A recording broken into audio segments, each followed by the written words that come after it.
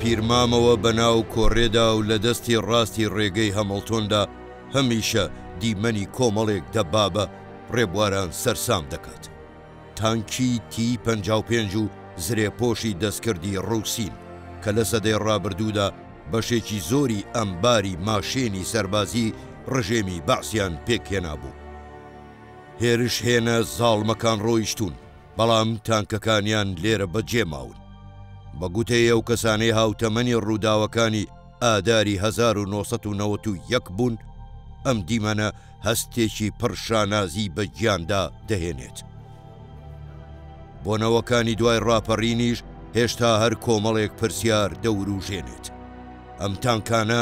بۆ گەیشتونەتە ئێرە، بۆ لێرە بەجێماون. تانکەکان بۆ کوشتنی کێ هاتبوون،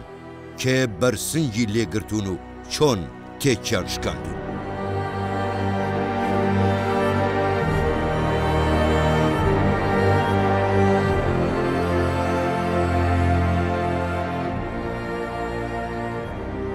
شاڵاو لەدایکبووی ئاداری 1991 خەڵکی کۆڕێیە. لە ڕۆژانی سووتاندنی ئەو تانکانەدا ئەو هاتۆتە ژیانەوە. باوکی لە زیندان بووە، کاتێک ئازاد کراوە بە خۆشی سەرکەوتنەکانی کۆڕێ ناوی ناوە شاڵاو. ئێستا فەرمانبەرێکی حکوومەتی هەرێمی کوردستانە. ساڵانێکی زۆر نەیدەزانی ئەو دەبابانە بۆ لێرن. دەتانم برێم چیرۆکی ژیانی من لە پێش لەدایک بوونم دەست پێ دەکات بەوەی کە ئەو کاتێ ئەمن لەدایک بووم، بابم و پیاوانی خانەوادەکەی من و ئامۆزاکانی لەلایەن ڕژێمی بەعسی ڕووخاو لە سەروبەندی سەرهەڵدانی داستانی کۆڕێ دەستگیر دەکرێن. بەو مناسەبە کە ئەو هێرشانەی بەعس کردی لۆ سەر کوردستان و ئەو دەستگیرکردنەی عائیلەکەیمە ناوی مندرا شاڵاو. بەنسبەتەمە کە ئەو کاتی مندار بووین دەماندیت ئەو دەبابانە لێرەیە بەڕاستی لە مێشکمان پرسیار بوو ئەو دەبابانە چینە و شەڕەت چ بووە کە دەرەنجامی شەڕەکەمان دەدیت کە داستانێکی گەورە داستانی کۆڕە لێرە تۆمارکرای هەستەکی شانازی گەورەی پێدەبەخشین کە ئەمە خەرچی کۆڕینە کە ئەمەنەوەی پاش ڕاپەڕینین. ئەمن وەکو گەنجێکی کورد شانازی بە شۆڕشی خۆمان بە ئاڵای خۆمان بە زمانی خۆمان دەکەم.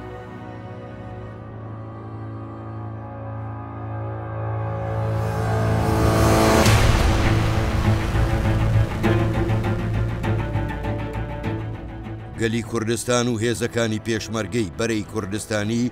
لە 5 تا 21 ئاداری 1991 بەشێکی زۆری هەرێمی کوردستانیان ئازاد کردبوو بە کەرکووکیشەوە. ئەوەش بەرهەمی یەک ڕیزی خەڵک و هێزە سیاسیەکانی بوو. سەرۆک مەسعود بارزانی ئەو کات سەرۆکی بەرەی کوردستانی بوو. لە ناو جەماوەری ڕاپەڕیودا سەرپەرشتیار و داینەمۆ بوو. ئەرشیفە ڤیدیۆی یەکانی ئەو کات نیشانی دەدەن لە هەموو قۆناغەکانی ڕاپەڕیندا ساز و ئامادە و لە ناو خەڵکی ڕاپەڕیودا بووە. لە یەکێک لەو ئەرشیفانەدا لە 14 ئاداری 1991 لە کۆیە باسی کاریگەری ڕاپەڕین و دیدی بۆ قۆناغی دوای ڕاپەڕینیش باز دەکات. لەبەرەوە میژانی بەرە لە هەموو شارەکان ئاگادار کراون کە بە زووترین کات هەوڵ بدەن خەدەماتی پێویست بۆ جەماوەر جێبەجێ بکەن و هەرچی پێویستە بەرەی کوردستانی تاکو کاتی دامەزراندنی دەوڵەتی قانون و انتخاباتێکی ئازاد لە سەرتاسەری کوردستان بکرێت و هەموو هێز و توانایەکەوە هەوڵ ئەدات کە لە پشتی ئەو کەوادر و ئەو دام و دەستگانەیکە ئیدارەی وڵاتەکەمانەیکەن ئێمە حاضرین بەڵام بە هیچ شێوەیەک نامانەوێت سیغەیەکی معەیەن فەرز بکەین لەسەر جەماوەری گەلی کورد بەڵکو ئەبی کوردستان ببی بە نمونەی دیموکراسی و ئازادی.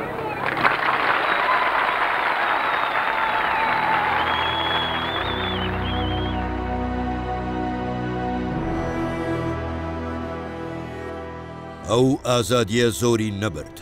خۆشی و شادی سەرکەوتنەکانی گەلی کوردستان مانگێکی نەخایەن. هێزەکانی ڕژێمی باعس پەلاماری کوردستانیان دایەوە و ڕاپەڕینەکەیان خەڵتانی خوێن کرد. لە 1 نیسانی 1991ەوە تانکەکان ڕوویان لە خەڵکی سڤیل و پێشمەرگە کرد. هێزەکانی ڕژێم ناوەندی هەر 4 شارەکەی کوردستان و چەندین قەزایان گرتوتەوە کە نزیکەی 70% شوێنە ڕزگارکراوەکان بووە. بەو هۆیەوە لە ترسی تۆڵەکردنەوە ملیۆنێک کوردستانیانی سڤیل کە لە سەدا 80 خەڵکی کوردستان بوون شار و شارۆچکەکانیان بەجێهێشت و ئاوارەی چیاکانی سەر سنوورەکانی ئێران و تورکیا بوون و بەشێکیشیان چوونە ناو خاچی ئێرانەوە.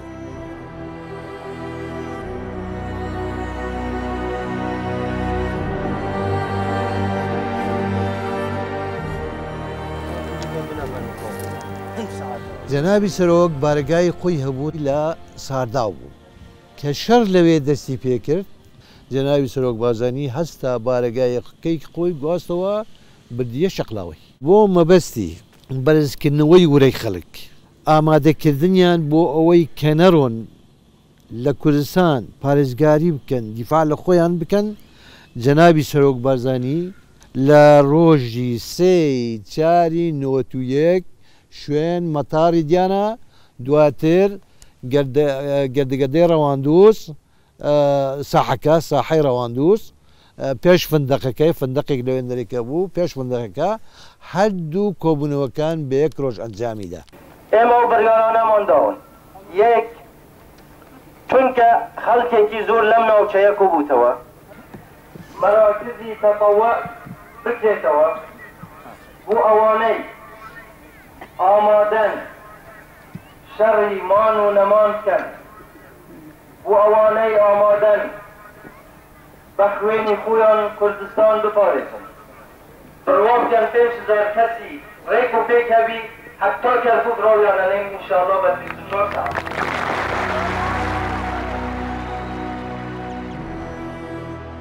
ئەو شوێنانەی بەدەستی هێزەکانی پێشمەرگەوە مابوونەوە لە دوهۆک دەڤەرەکانی بەرواری باڵا و نێروە و ڕێکان و دۆسکی ژووری و پشتی چیای مەتین، لە هەولێر لە شەقلاوەوە هەتا حاجی ئۆمەران و سیدەکان و بارزان، لە سلەیمانی دەڤەرەکانی پێنجوێن و شارباژێڕ و بەشێکی شارەزوو کێبوون کە سنگی خۆیان کردە قەڵغان بۆ ژن و منداڵی ئاوارەی پشتی چیاکان. لە سەردەمێکدا کە دیمەنەکانی کۆڕەوە ملیۆنیەکە ناخ هەژێن بوون، نیگەرانی و ترس باڵی بەسەر کوردستاندا کێشاوە. هێزی پێشمەرگەی بەرەی کوردستانیش ئەو توانا و ئامادەیەی نەبووە کە لە هەموو لایەکەوە شەڕ بکەن، بەڵام بڕیاری بەرگری بوو تا دوا هەناسە. کێبوون ئامادەبوون دەبابەکان بە سەریاندا بڕۆن، بەڵام نەهێڵن جارێکی تر ئەو سوپایە بگاتەوە قوڵایی کوردستان.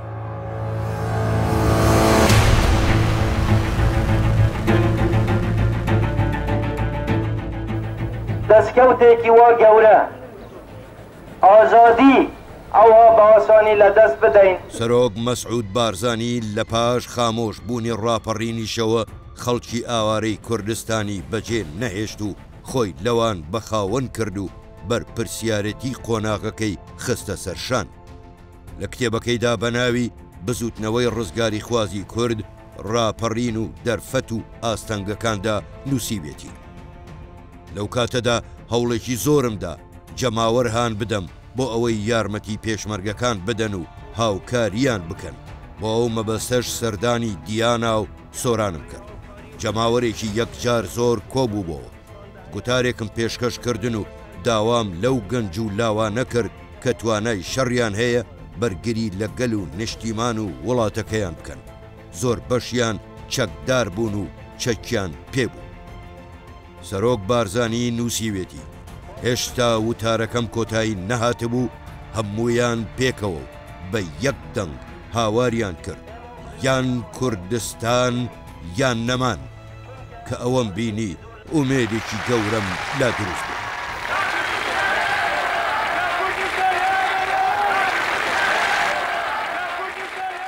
ئەمن و کاک ماهیری ئامۆزام قوتافن نێدا، کاک ماهیر گۆرانەتی گوت خەڵکەکە بە جۆش و خرۆشەوە پاشەوەی من سرودی ئەی ڕەقیبم گۆ کاک ماهیری دەگەر منی گوت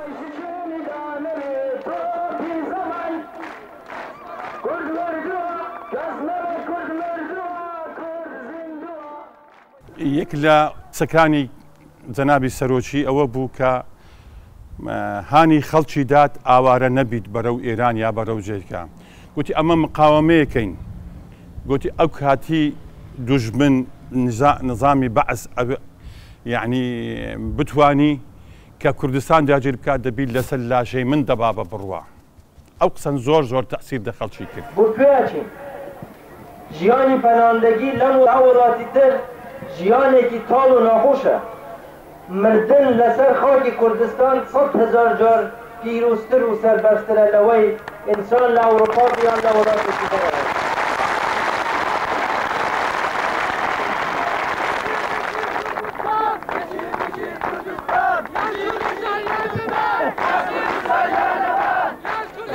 ئەگەر هیممەت بکرێ هەر وەکو پێشتر و نیەتیش پاک بی دەستیش پاک بی متأكد بن دژمن هیچ نییە و ئەوەی کردیشی ئەوەی بەدەستیشی هینەوە ئینشاءالله تا چەند ڕۆژێکی تر لێیەستینینەوە و ممکن نییە مەجال بدرێ دژمن بێت ئەم وڵاتە جوانەمان لێداگیر بکات.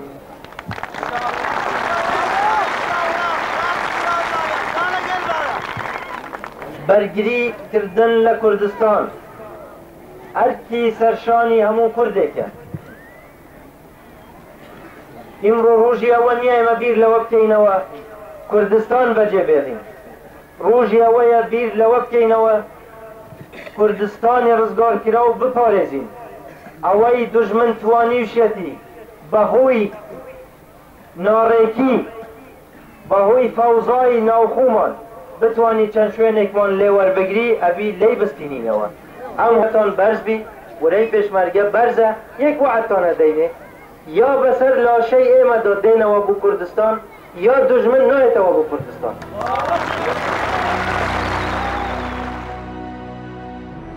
سەرۆک مەسعود بارزانی لە هەمان کتێبدا نووسیوێتی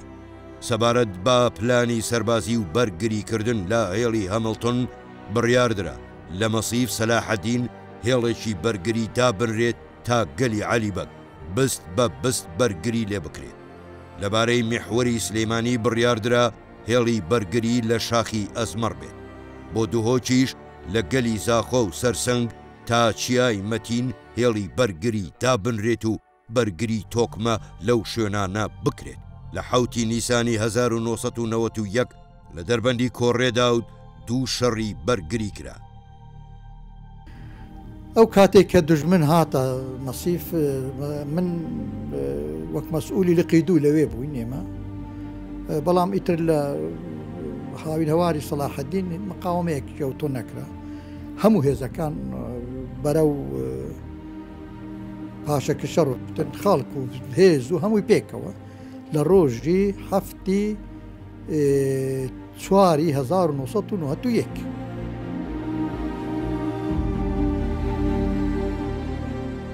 ئێمە لە کۆڕێ ڕۆژی 7 مانگ پاش نیوەڕۆیەکەی لەو شوێنە وەستاین لەسەر ئەمری مەسعود بارزانی کە بروسکەی کرد ئەبێ بە هەر قیمەتێک بێ نێڵن دژمن بێ بۆ شەقڵاوە ئەبێ لە کۆڕێ مقاومە بکە. ئەمە لە بەرە بەیانی مە خەریک بوون کەمینەکی دانێن بلای هەولێرەوە لە بنلۆفەکانی مەسیف دکتۆر سعید مەسئولی ما بوو مەسئولی قوات بارزان بوو ئەما من بخۆم لەگە ساڵ عوزەیری دابووم و لە ئەو بوو بەرەبەینا کە چوون هەندێک قواتی دیکە هەبوون وەکو لەقیدۆ وەکی قواتی دی گوتان دلێرە مەفرەزێ داین و دلێرەین ئەو بوو دەوری سەعات 11 مەدیت دەبابە سەکەتن لۆفت مەسیفە سەکەتن بۆ مەسیف سەلاحەدین دەوری سەعات 11 نەبوو بە 12 مەدین مەفرەقی مەسیفیان گرت ئەمە بەرە هاتینەوە بۆ لای مەکتەب سیاسی و هەی فرانسی لەوێ شەڕەکی خانی بە خانیمان کرد دوایش کاین ئەمە بە زۆردا خاتینە خوارێ بۆلای ئاژگەی یەکەم هێرشی سوپای ڕژێمی باعس لە 7 نیسانی 1991 بۆ سەر مەسیف سەلاحەدین بوو. فرقەی 57 زرێپۆش بە تانکی T55 پەلاماری هێڵی بەرگری پێشمەرگەیدا. لە هێرشێکی خێرا و غافڵگیرانەدا هێزەکانی پێشمەرگەیان ناچار کرد بۆ دەربەندی کۆڕێ پاشەکشە بکەن. تانک و هێزی سەربازی عێراق بە دوایەنەوە هاتوونەتە خوارەوە. شەڕ بوو لە مەسیفێ بەرەبیانی تاکو نیوڕۆ دوای هاتینە کۆڕێ دەبا بە هات نەخوارێ ئێمەش گەشتینە ئێرە گەشتینە نکوێ قەبرستانێ دەبا بە گەشتە ئێرە دکتۆر سعید بڕیاریدا گوتی زەماتێک هەرنەسە ئێرە زەماتێکش بۆ ئەولای ئەمە 24 نەفەر وەکی قوات بارزان ئەمە بەسەر شاخی کەوتین بەسەر شاخی کەوتین لەو کاتێدا کە ئەمە چۆن بە پندنایی دەخۆی چلێ هەیە چلێ نایە وەڵاهی مە 4 گولار پێچی بێ بوون ئەمە سەر شاخی کەوتین بەڕەحمەت بێ عوسمان پیرانی ئارپیچێزانێکی زیلەک بوو ئەو خەمەتیش لە تەنش بوو وڵا دێ ئەو گولار پێچی هاوێتن دەبابەک شکان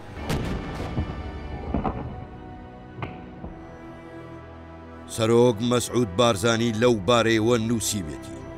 لە 7 نیساندا سەرەتا 24 پێشمەرگەی هێزی بارزان لە دەربەندی کۆڕێ بوو. مەردانە دەست و بازویان هەڵکرد و سەروەری و سەرکەوتنێکی گەورەی مێژوویان تۆمار کرد. شەڕی قورسی دەستە و یەخەیان کرد. خوای گەورە دەرفەت و یارمەتی داین. دوای 2 کات ژمێر هێزەکانی ڕژێم بە شێوەیەک شکان کە بە خەیاڵی کەسدا نەدەهات. ئەمن لەگە هەندێک بارزانی لە خوار مەسیفی هەندێک شەڕمان کرد کەتینە پاش کە ڕۆیشتین گەیشتینە کۆڕێ کە گەیشتمە کۆڕێ یەک پێشمەرگە نەما پێشمەرگەی هیچ حیزبەک نەما تەنها 30 بارزانی لەوێن دەرێ بوون بە قیادەی دکتۆر سەعیدی و خەمەت بارزانی و عەلی دۆرەمەری ئەوە گوتیان ئەمە ئیمایە کاک مەسعودی بەمەیان گوتێ لێرە بن ئەمەش ئیلا ئەمەماینە ئێمە وەکو قوای بارزان لەگەڵ دکتۆر سعید بە 15-20 نەفەرەوە چۆنیەوێ شاخ هات کە دی حرەکەت کە یەکسەر ئەمە لێندا لە کۆڕێ لە بینی کۆڕێ و حوزران لەو شوێنە باشە بۆ شەڕ هێزێکی کەمی فەرماندەیی با قووەتی بارزانی ئەو کات لەگەڵ چەند پێشمەرگەیەکی حالی دۆنەمەری لەگەڵ حەمیدە فەندی خۆی حیمایەکی بوون 1-2 حیمایە لەگەم مەفرەزەیەکی لقی دوو کە بەندەش یەکێک بوو لەو مەفرەزەیە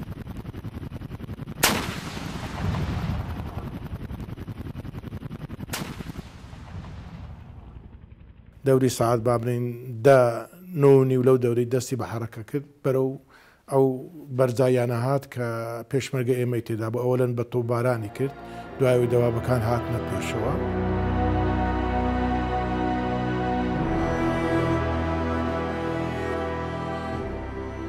عوسمان پیرانی هەو بریندار بوو جا گوتی من پەجێ پێرن من گوتی آخر نایتە تو بجێشنی تفەنگێکیان لە چۆکێ وەدا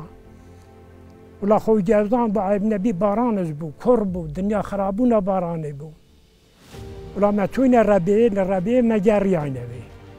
ئەز و ئاسی یەکەم ئارپیسی شەهید عوسمان پیرانی لێیدا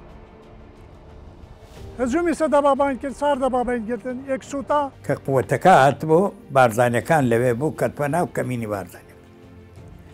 بارزانەکان لێیاندا بوو مەدەڕەعەوتن بێل و هەموو شتیان لێ بەجیما بوو خەرکەشی زۆریشان لێ کوژراون.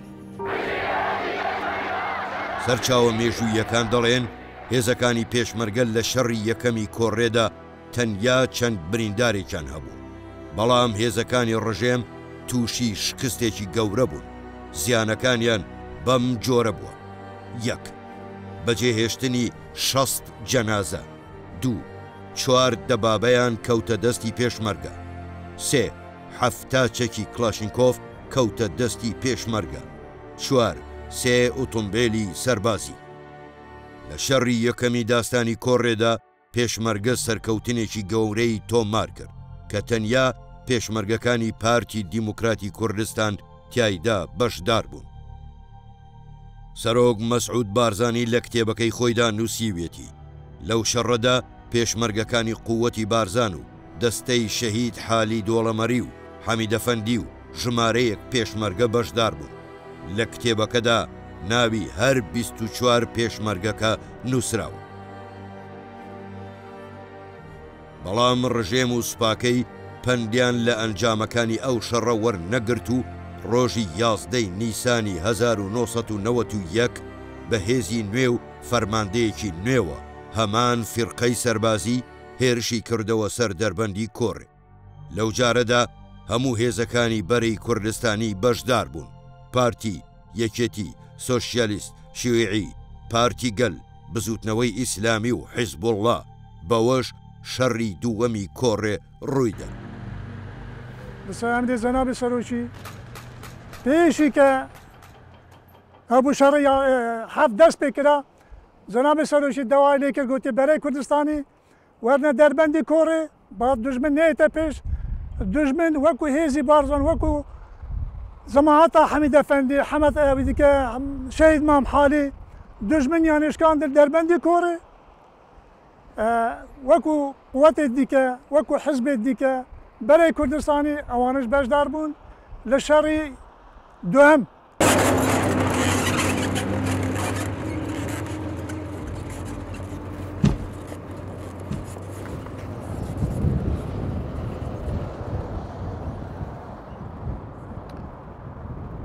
ئەو دەبابەی ئێستا من لە سێ ڕاوەستاوم. ئەو دەبابەی ساڵی 1991 11 مانجی چوارە کە ئەو کاتی ئەو وێنەیەمان لەسەر ئەو دەبابەیە گرت لە دەربەندی کۆڕێ.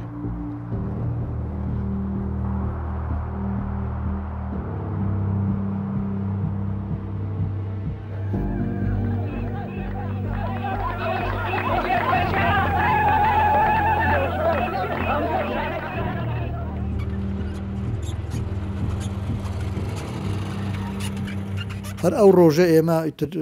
هێزەکانمان کۆ کردەوە، هەر کەسە و هێزی خۆی کۆ کردەوە و ئیمکانیات کۆکراوە و جەبهەکە قایم کرا. ڕۆژی 11 مانگ دووبارە حکوومەت هێرشی هێنایەوە. ئیتر بەهیمەت و هەوڵی هەموو لای ئەو هێرشە شکا، دووبارە زیان بە حکوومەت گەیشت.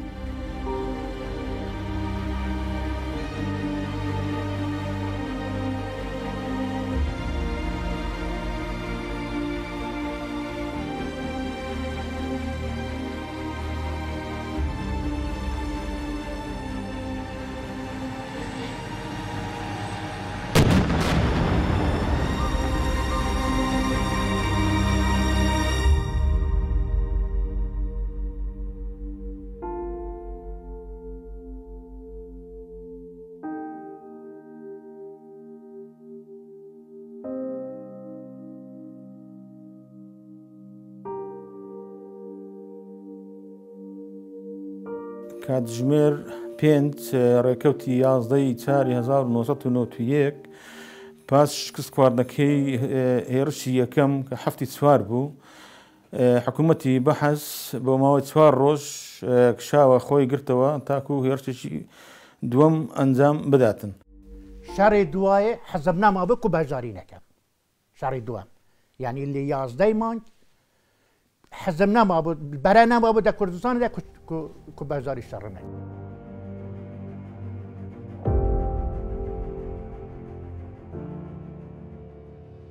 چونکە 11 سال شەهید و بریندارە نەبوون، بەڵام 7 سال نە شەهیدی نەبوو نە بریندارە نەبوو. یەک لەوا بریندارە ئەس بووم، شەهید عوسمان و شەڕی داعشە شەهید بە، کوڕێکی دیکە دەگوتی کەریم خان، ئەم سێ بریندارە. لەگە دوو پێشمەرگەی قەهرەمان عەلی سولێمان، حەمەد ئەمین مەلا موسا، ئەو شەهید بوون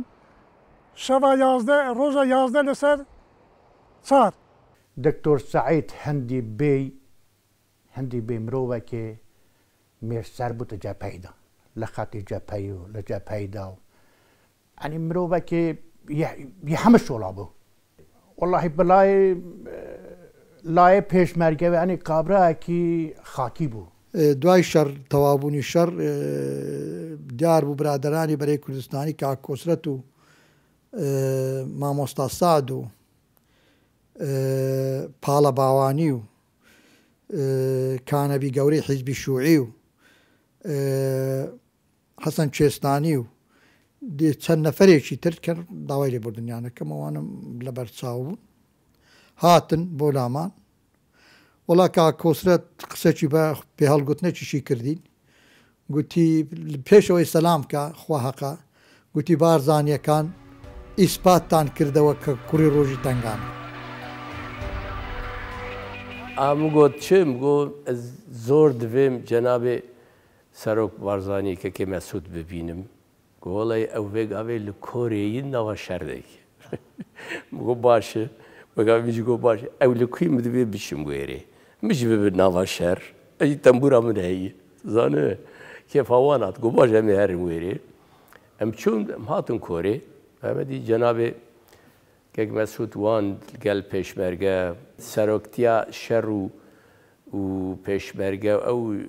جەنابێ سەرۆک بارزانی دمەشاند کوتهاتی ناوە شەر ئەم گۆ قوربان تۆ لە کۆبەژی وەرم نەتوێ خزمەتا پیرۆز دەکێ ئێمە چێ بکێمە ئەجی وەرم دی کێفاوی هات گۆ دەکاوێ ئارپێچیە خو بینێ کا دەبینێ وەگاوێ دەرکەت بە ڕەحمەتی تحسین تەهاجی لە گەلمە بوو وەلەم دانیشتن و گوتن ها پێشمەرگێمە ویلایینە بێ ئالیانان و گۆ دپارێزن لێ هێلێژی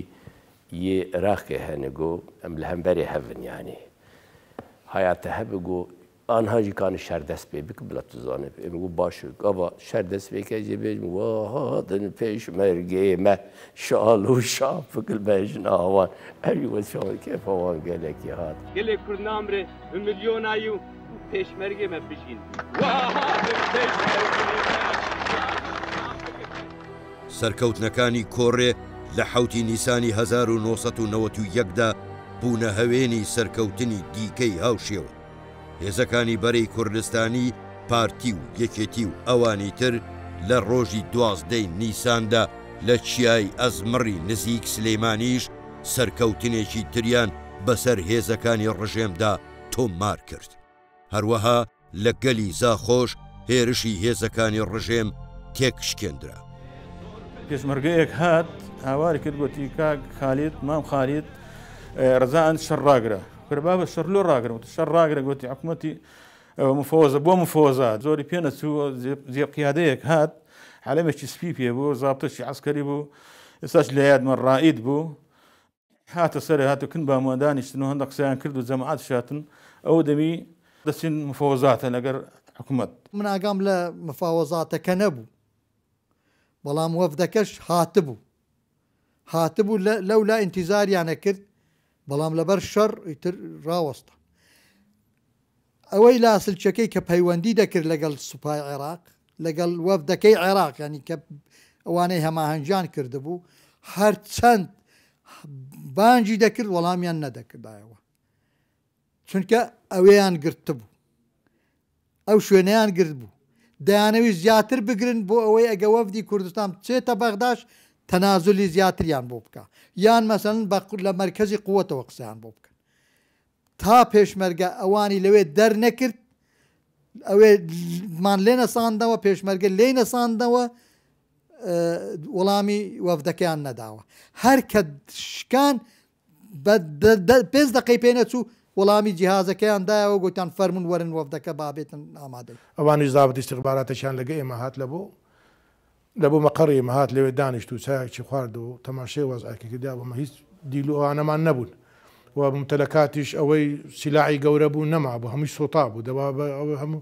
یعنی سۆتا بوون هەموو دیار بوو ئاگریان پێوە بوو لەبەرەوەیوانش کە ئەو دیمەنەیان دیت هەندێک جەنازەیان لەوێندرا بوون جەنازەکانی خۆیان بە ئیسعافی عەسکەری ئەوانە کێشان و بردیان و لەبوو لای مەسیف و ئەوانیان هینا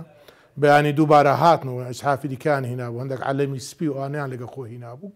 ئەو دەوروبەری دەربەندی کۆڕی لە بۆ شاخی و لە بۆ تیشی و هەندێک جەنازە شتیان لەوێ بەجێ مابوون لەوێندەرا جەنازەکانی خوان هێواش هێواش کێشان و داهینانە سەجادەی و لەوێ بە ئیسحاف دایان گواستنەوە لە بۆ مەسیف و ئەوانە مفاوزاتەکە لەوێندەرا جێگیر بوو. عراق محاولە کرد کە مفاوزاتێک گە جەنابێ سەرۆک بارزانانی گە کووردا بکە ئەو بوو وەفدەکەوان هات هێواریەکی لێرە سەعات 9 چار بوو ئەلێرە هات حەمید ئەفەندی و دیگە مام حالی و دکتۆر سعیدی بەس ئەوان دەزانێ بەس گوتیان وەفدەک هاتی هەندیان نەکرد پێشمەرگەش بزانێ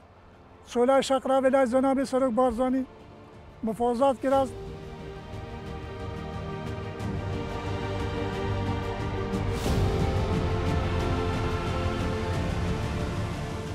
هەر زاخۆ ئەپە خانەقین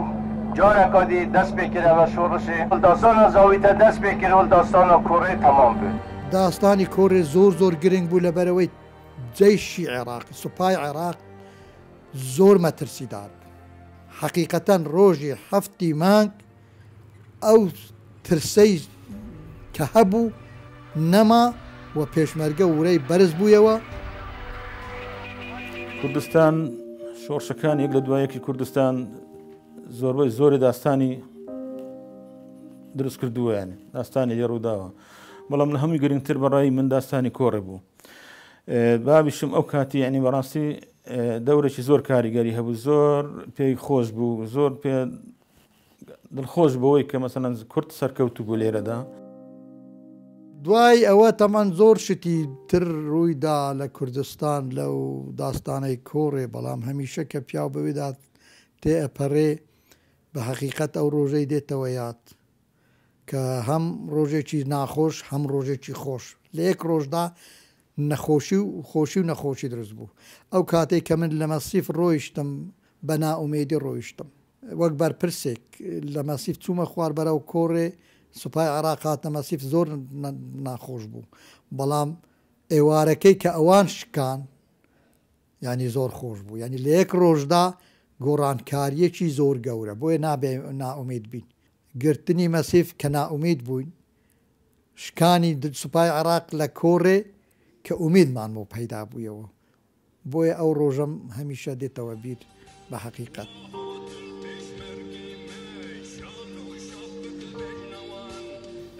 گەنجێ نەها نەدیتنە یە 20 ساڵی 25 ساڵی 30 ساڵی ئەو ڕۆژێن زەحمەت نەدیتنە نزانن ئەوانە گەرەک قەدرێوان ڕۆژانە باش بگرن تا کوردستان سەر بخۆ دەبێ ملەتێک کورد پێ دیوی سەرخوابوونا کوردستانی لە هەموو لایەن کورد ملەتێکی زۆر دەوڵەمەندی تاریخی کۆنەی بەروێژی گەرەک لە بیر نەکەن ئێشا ملەتێ خۆ لە بیر نەکەن ئەوە ئەنفالان ئەوە هەلەبچان ئەوە زەحمەت کێشیên شاخا و چیا و ئەوان لە بیر نەکەن زانە پڕ ئێشتی ملەتێمە لەبەروی یانێ ئەمن ئەو ڕۆژتێ بیرا من ناسەکەنم دگریم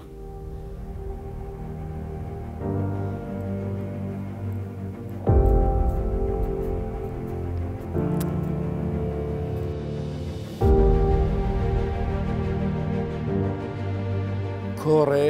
پادسەنجی هێزی گۆڕی داستانی کۆڕێ وە سەرکەوتنی پێشمەرگە لە داستانی کۆڕێ شەڕی لە هەموو جەبهەکانی تڕاگرت وای کرد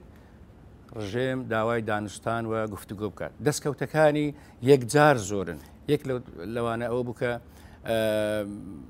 سەلماندی کە کورد واز لە خاچی خۆی ناهێنێ سەلماندی کە کورد لە پێناو وەدەستێنانی خاچی خۆی ئامادەی هەموو جۆرە گیانفیداییەکە چۆچی بە دوژمندادا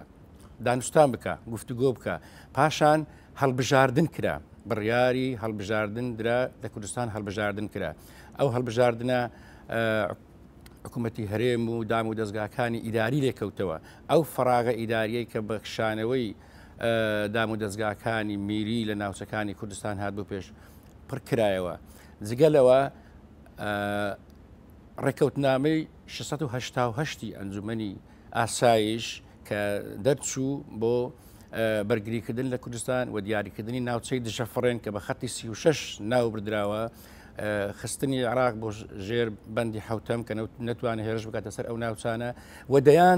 دەیان دەستکەوتی دیکە کە ئەو ئازادی ئەوڕۆ ئێمە هەمانە لە نەتیجە و دەرەنجامی ئەو بەرگریە بوو کە لە داستانی کۆڕێکرا ناوی کورد دەست لە خۆڕاگری و مقاومە هەڵگرێت ئەبەدەن دەبێت پێشمەرگە بیر لەوە بکاتەوە ئەگە خۆڕاگر بێت دوژمن لە بەرامبەری تەسلیمی ئێرادەی دەبێت. شەرێ کۆرێ یەکەم جار دبوو شەرێ جەپەیی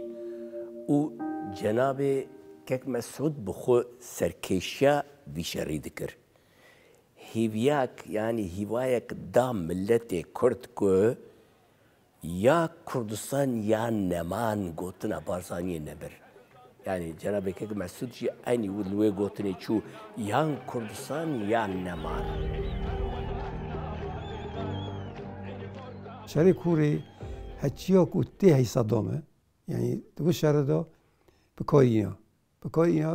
و بێت جا اختراقی بکات و بێت بگێتە منطقە سوورە بۆ کێری بۆ حاجمەر و حدودی ئیرانێ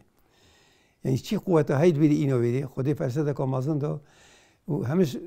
کاری خودی بی هیمەتا پێشمەرگا بەلێ قیادا حەکیمانە و جانەبێ سەرۆکێ بخۆ یعنی باوەڕ بکە و ئیشراف نەکرد بۆ سەری ئیکردمە بە هێرا بۆ ئەو سەرکەفنا کوڕی ڕووی دای بشکرد دەست نەکرد وێ قیادا وە هەمە فێکرا گوداری لێکردن هەمیا فێکرا ئیتعاد لێکرد هەمیا فێکرا هەیبەتەوە زانی یعنی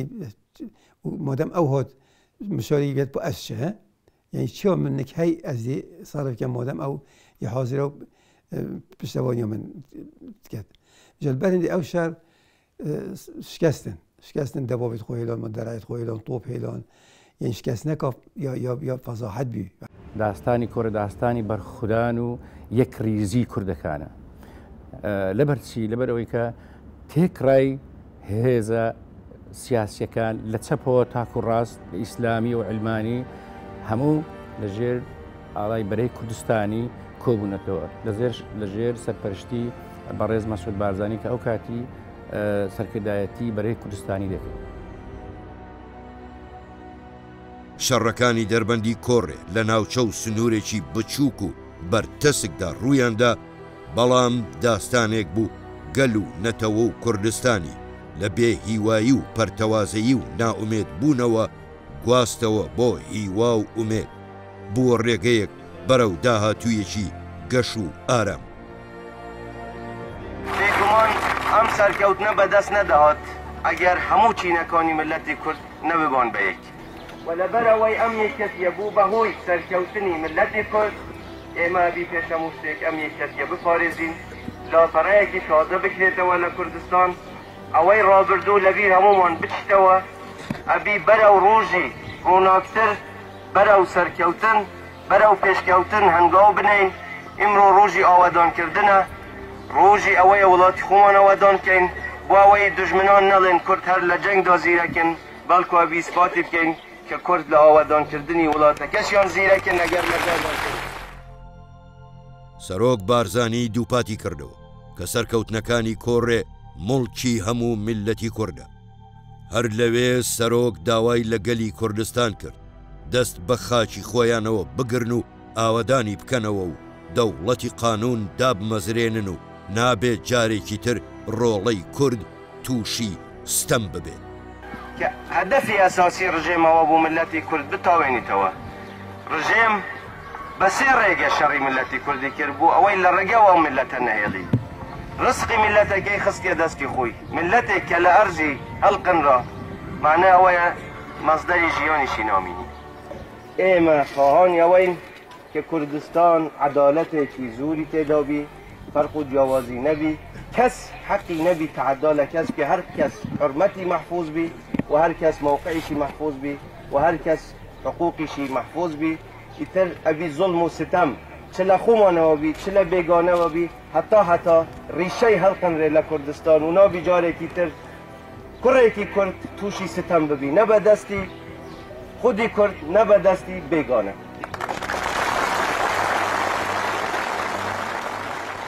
داستانی کۆڕێ هاوکێشە سیاسی و سەربازیەکانی گۆڕی کوردستانی پاش ڕاپەڕینی بردە قۆناغێکی نوێی ئازادیەوە، قۆناغێک کە لەگەڵ خوێنی شەهیدان و فرمێسک و برسێتی و ترس و نەهامەتیەکانی ئاوارەیی